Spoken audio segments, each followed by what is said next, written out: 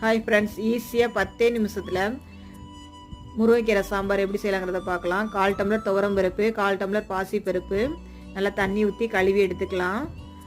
பூண்டு, சின்ன வெங்காயம், ஜீரகம், தக்காளி, மஞ்சத்தூள்லாம் சேர்த்து நல்லா வேக வச்சிடலாம். 3 விசில் வச்சுக்கலாம்.